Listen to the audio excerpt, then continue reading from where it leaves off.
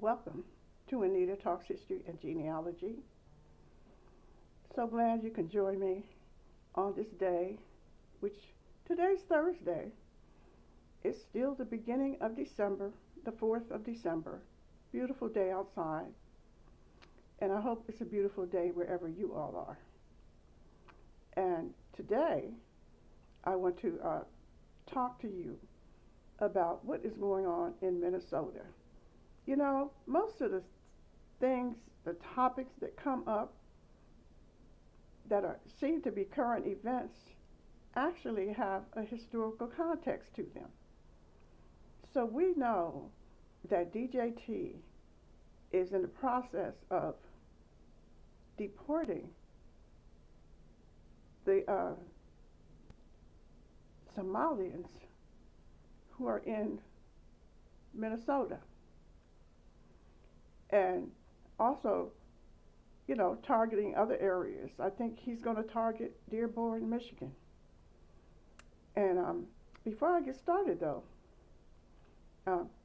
make sure you hit that like and subscribe button, and that you continue to share my network, Anita Talks History and Genealogy, and check out my merch. The merch keeps me going and supports my channel and the effort to speak truth to power. So I hope you all will continue to, tune in and to share the videos as they come through, and to comment, okay? And subscribe. Don't forget to subscribe. But back to the issue with DJT. I just can't agree with his policies, even though some people in the communities that he's targeting voted for him. And shame on you for supporting someone whose life is an open book. You all knew the man was convicted of 34 felonies. I mean, that was not a mystery. You knew it, and you voted for him, thinking that somehow or other he was better than Kamala Harris. And I want to say this, that I am sick of voting in the United States of America, for the lesser of two evils. I'm tired of the Democrats and the Republicans. Although Trump is I mean, you can't even describe the things that he's doing, not only to those of us who did not support him, but to those who did support him. He's bringing the country down around us. And the man is in almost full dementia from what I'm seeing. So it's not going to harm him. I mean, he's going to always be taken care of. He seems to be, Teflon Don. But to vote for him, support him, I mean, to me, that's a low information voter. If you supported Trump, and if you supported him out of spite, shame on you. But he, I believe, is trying to get back, like in Minnesota, he's trying to punch back at Illihan, who is the Illihan Omar, who's the representative from there. He doesn't like her attitude, and who is she to, challenge him or talk about him, as much as he sits up and talks about everything and everybody. Nobody can say anything negative about him. And Illihan, if she said anything, or when I've heard her say anything, it's in the context of her duties as a representative. Okay? So when I'm looking at what's going on with the immigrants, and I'm looking at it from a historical perspective, I'm knowing and believing that what was going on in Somalia had to do with the imperialists trying to be over there and starting things. And that's what we do. This country, the United States, goes to those countries and what they and try to subject them to. They either go in and try to put a puppet leader there, and or they go in and they're just trying to continue to destabilize the country. But it has to do with something that they have that the imperialists want. Okay, so that's what they did in Somalia, and Somalia has been an unstable government for a long time. The reason being that the imperialists, like, are in there dividing and conquering, and the people cannot get situated. If they're not in there themselves, they're sending in militants or somebody to keep that government stabilized. Maybe it's because they're on that, on the eastern, in East Africa, and they're by a port or something. I know there was one situation where they kept on coming through, and their ships were causing the the fish to die. They were polluting the river that the Somalis depended on for their for their fish, for fresh fish. And there was a situation with that. So, could the Somalis come here with a boat and go through United States waters and pollute their waters? I don't think so. I don't think they could do that. I mean, we're too busy polluting our own waters. So, but this is one of the situations. And then there's just struggles between all the ethnic groups over in East Africa that they can't resolve because the imperialists go and pick one of the, somebody one of the tribes that they can manipulate to go after the other ones, and they keep it going. This is the history of East Africa. It's the history of Africa, really. So that's how they got over here. They were brought over here. And then once they came over here, they were given a status above us, above Afro-Indigenous people. I consider myself Afro-Indigenous because I have one traceable African ancestor. So I say Afro-Indigenous. But they bring those people, not just the Somalis, but I remember when they started bringing the people, the Muslims from into Michigan. Michigan was, had a lot of jobs that our people were working, in the industry, building cars, working for Ford and all the, Chrysler and all those, the cars. They brought them in and immediately put them ahead of us, of our people that were already there. They do it all the time. And our community is fed up with it.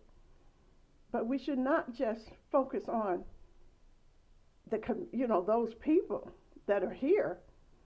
We should focus on the people that are bringing them here. And the way that Trump is talking about these people, he's not just talking. There's a lot of people in Minnesota that did not vote for Trump. So I don't think Illihan Omar is a Trump supporter. She's Somalian. They don't all support Trump. So we're punishing them without looking at the root cause, which is this system that continues to do that to us, to bring anybody from anywhere and put them ahead of us when we don't have rights, we don't have reparations. Our people our young people who we struggle to send to college come out and then they got this thing where they don't want to hire them. They don't want to help them be entrepreneurs, you know. And also, that, you know, and the medical, you know, the medical sucks, you know. I was fortunate, or I am fortunate, because I'm in California, and I had a crisis in August, and I survived it because the state actually has good medical plans. They actually take advantage of the Affordable Care Act here, okay? And so, you know, I take with a grain of salt anything that this administration says about those communities, because not only does he not care about that community, he does not care about our community either. But I'm not saying we're gonna, you know, we're pairing ourselves with them. You know, we're indigenous to these lands. We were here before there was an America, you know. So we have a status, you know. We have they bring them in, those people in here, and it doesn't matter who they are. They could be Asian, they could be, you know, from Africa, East Africa, West Africa, wherever, the Caribbean, whoever they bring here, they put ahead of us. They use them as a wedge between us. And then they do their little divide and conquer. So I'm not really going to celebrate this person, DJT, who is himself an immigrant and whose grandfather was a pimp up in Alaska. I'm not celebrating him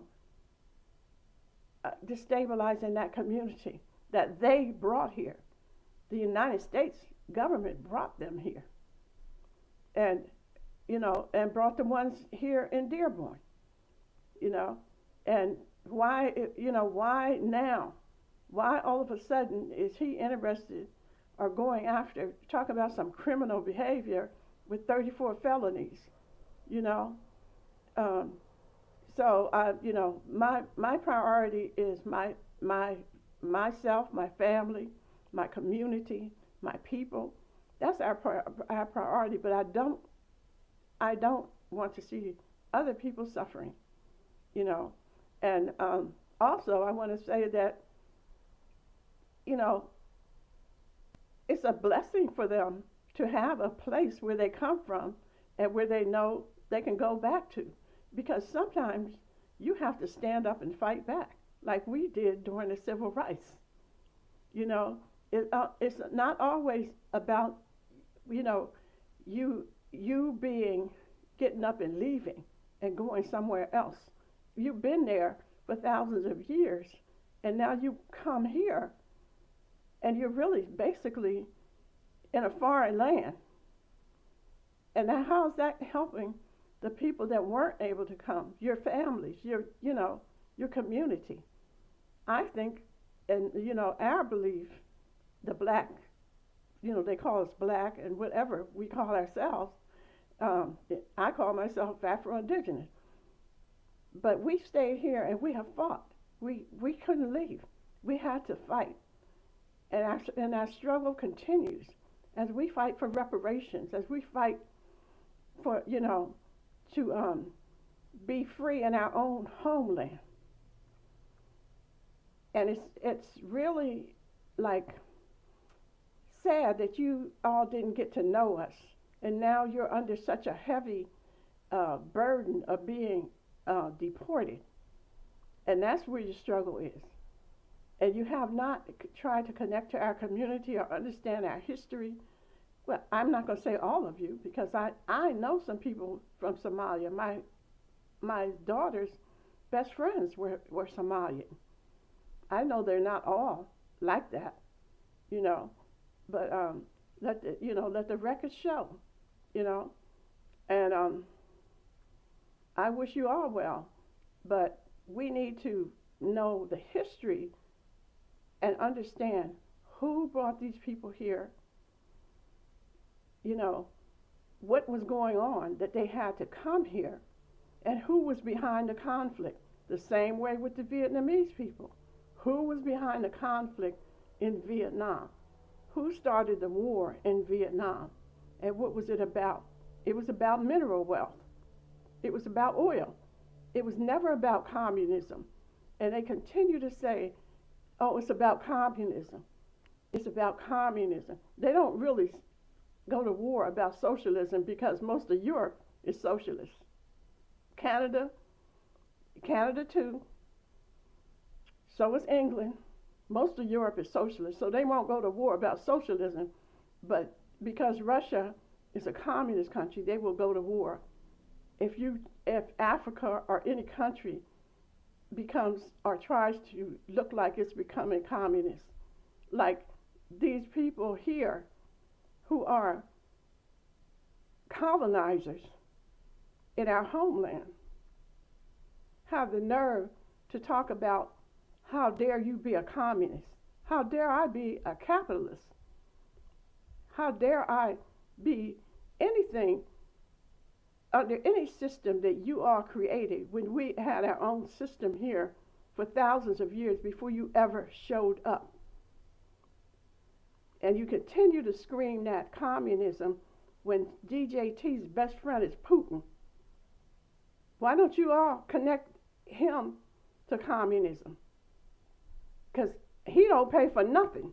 If you're going to talk about communism, look no further than MAGA. He don't pay for nothing. So don't come at us with all this. These people are here stealing from us when you stole an entire continent. All the continent of America was stolen from the indigenous people. You stole the entire continent, and you're still in the process of starting wars and keeping wars going on this stolen land. So don't moralize to us. And we're going to, basically, this is not our fight. So I'm giving my opinion, and I'm backing off because it's really not my fight. And I'm talking to my people. When I'm on here, Anita Talks History and Genealogy, I'm talking to my people. And I think that we are doing the right thing by just minding our own business. But I wish everybody well. So you all, do what you can. Take care of yourself and have a good one. And check, continue to, like I said, don't forget to check out my merch. Don't forget to subscribe, to like, and to share my channel and my opinions. Thank you, and y'all have a good one. Greetings, this is Anita Talks History and Genealogy, and I'm so pleased that you all could join me today. And I want to talk about some wonderful people that I met years ago when I was in Virginia. A group of relatives, they're actually relatives, my Penn cousins, who are up in Amherst County, Virginia. And although I'm a member of the Monacan Indian Nation, I also have a membership card with the Cherokee, they're the Cherokees of Amherst County, Virginia. And they are, they're an organization, they're aligned, and their roots are Cherokee. So they have a very organized beliefs in their native heritage, and those Cherokees are a part. They come out of.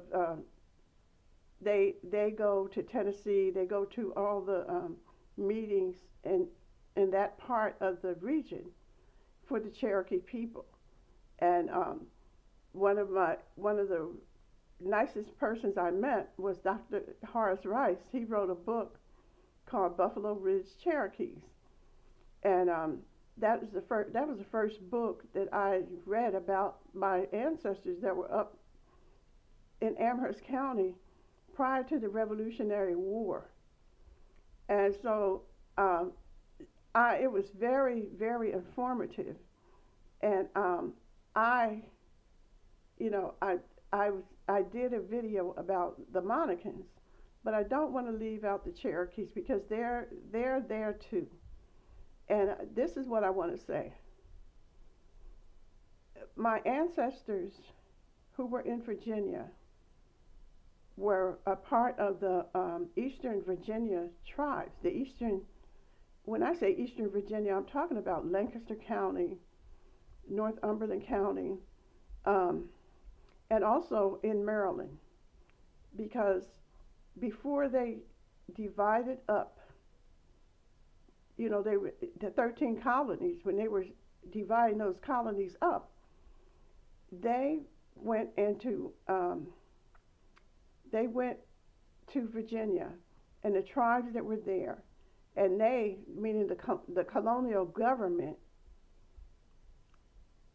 started carving up the states, which, you know, so it was just like where they lived, where my ancestors were, the Penns, was called Wicomico. It's spelled, sometimes it's spelled Wicomico, Wicomico, and sometimes it's spelled Yeocomic. I think I did that right, Wicomico. Anyway, but they were there. They were a tribe there that was tributary to the Powhatan. So that means that they were intermixing and intermarrying with the Powhatan, that they were at one time had been a part of the Powhatan. And then they had their own tribe. So that tribe, who was the Wicomico, was not only on the eastern shore of Virginia, in Lancaster County and Northumberland County, they were also in Maryland. So Maryland has a county that's called Wicomico, or Wicomico. And that's where my Penn ancestors were when they were there, when they became colonized, when they were colonized, before the 1600s, long before, thousands of years before. That was where they were. And there's an archaeological dig that was just done, and this young lady completed her, I think it's her master's, so she's an archaeologist now, but she got her master's by going to the site where the Penn, well, they called it a reservation after they came, but we're by the river out there by Lancaster County. That's where the Penns were, the Penn Indians. They called them the Penn Indians. And so we don't know, we know that that's not a native name, Penn, but what they were doing was, if you were native, they were forcing them to be baptized and given a new name. So the Penn had to do with, this is our theory, the Penns had, once you were baptized and you were Christian, they gave you a pin, and whenever the natives traveled, they had to have that pin on their lapel, showing they were Christian, so that they would not be harassed. And it's also, not only is it the Penns, it's the twopence, and the twopence and the Penns were, you know, related. And also, so the Penns were there, and my ancestor, my direct ancestor that we trace, he was like there in 1720, and we called him Robert Penn I. And Robert Penn I was married to Margaret Winan.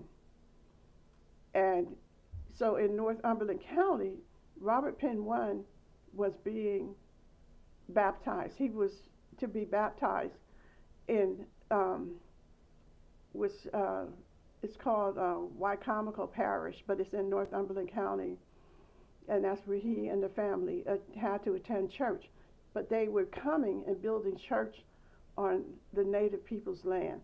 So can you imagine someone is coming in, taking your land, building a church on it, and telling you, you got to come here and you got to be a Christian. So when they have a record of him, it was the Episcopalian church, and they stated that he was taken to before the church warden because he was not attending church and paying tithes. So the church warden back then was the warden. You know how they have a prison warden? So these churches that were coming, the Episcopalian churches and the Church of England, were the ones that were trying and punishing the indigenous people there. And so they told Robert Penn one that he had broke the law and that he had to give them so many hogsheads of hogshead of tobacco. And a hogshead was, I think it was 100 barrels to make up for the tithes to a church that they were forced to join. This is how these people came into our ancestors' land and inserted themselves and took over, brought their little religion that they stole from Africa, Christianity, and a white Jesus, and the churches didn't do it by themselves because there also was the military there, but the church warden could tell the military what to do. They could tell the military to kill. They could tell the military to imprison. So they were working together. And so he was taken to church. He went to church. He was taken into this warden, or the church ward, or whoever this person was, and that was the last thing I saw about Robert one. The next thing I see is that my ancestor Raleigh Penn and his sister were being indentured out, and there is no mention of Robert Penn one anymore. The record goes silent, and I wonder, what actually happened to him. So, okay, so as far as, so Raleigh, my ancestor, is the one that left Lancaster County after he was a copper. In other words, making those big copper barrels, like when I was telling you about the hogshead or whatever, he was an apprentice and he learned how to make those big barrels.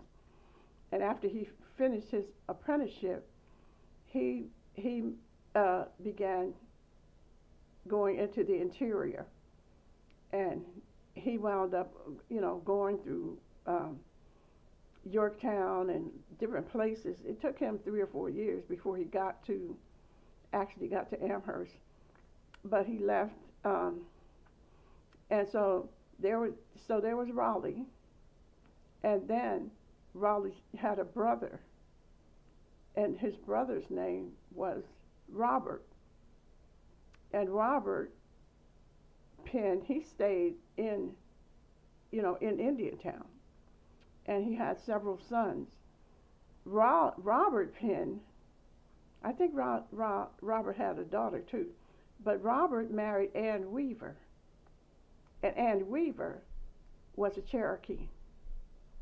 So John Penn, the son of Robert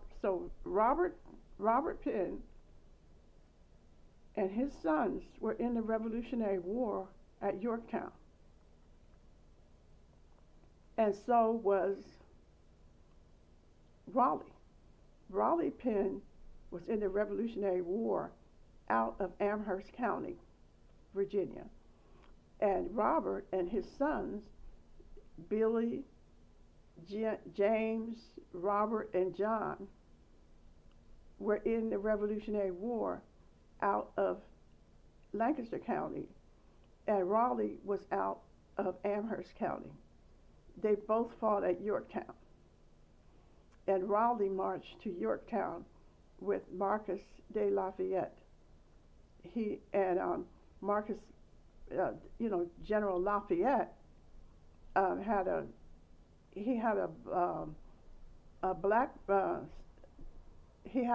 black person,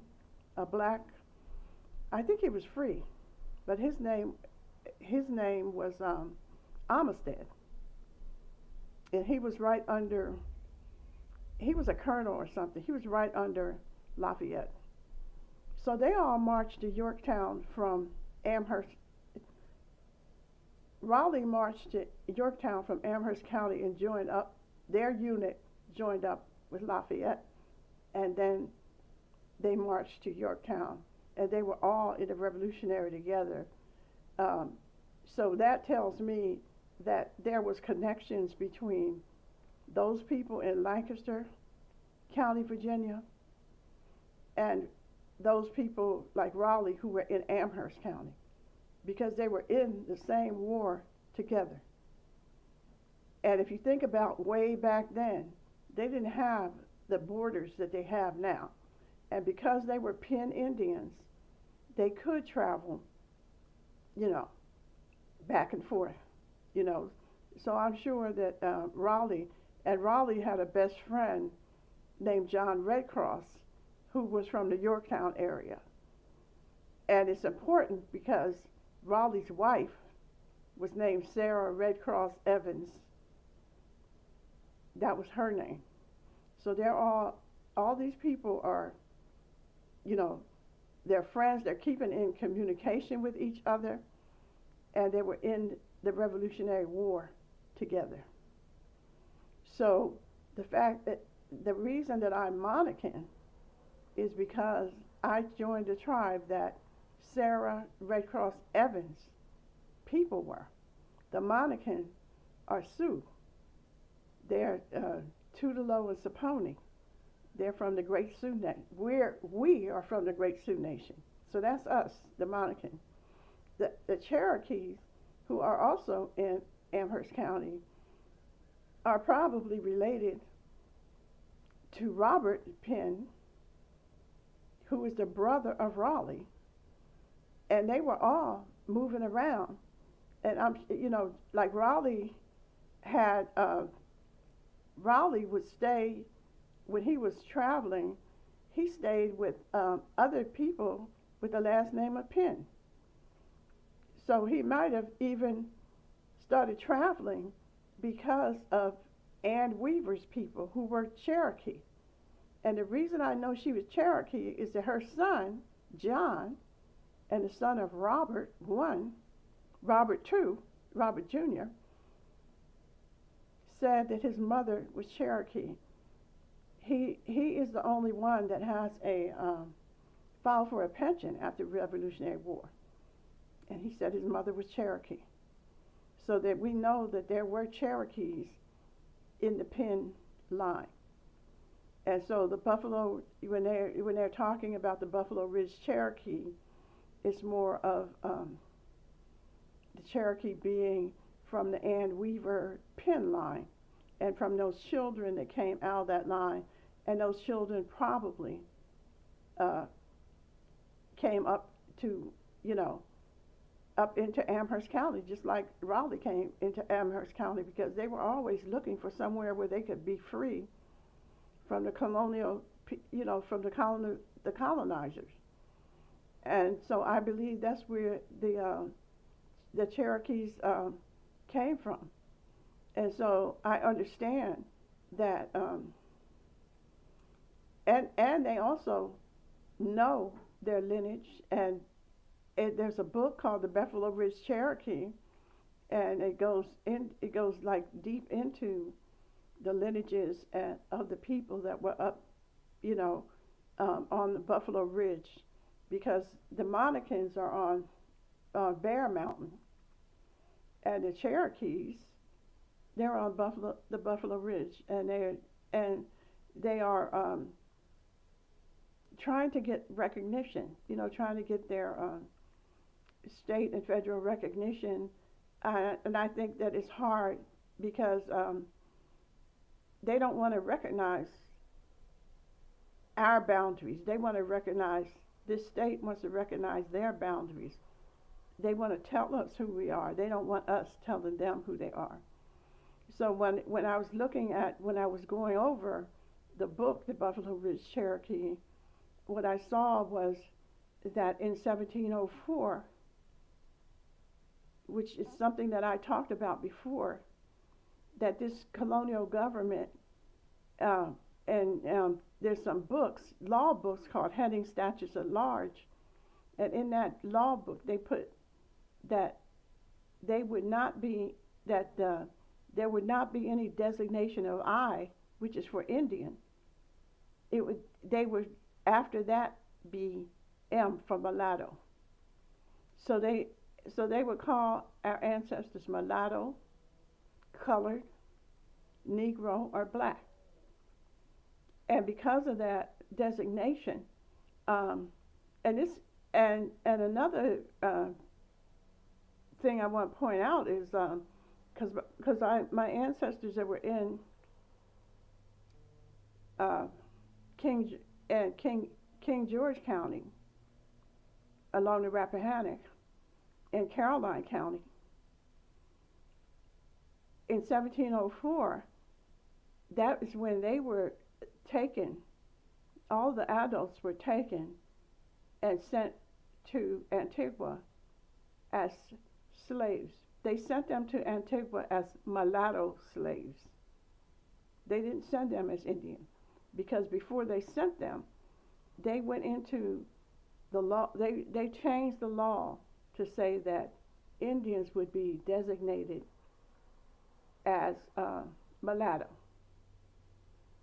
So they and their children, the ones that they did not take and were left in Virginia, including my ancestors, they were designated as mulatto, and it was against the law for them to claim I or Indian. So they were either mulatto, colored, Negro, or black.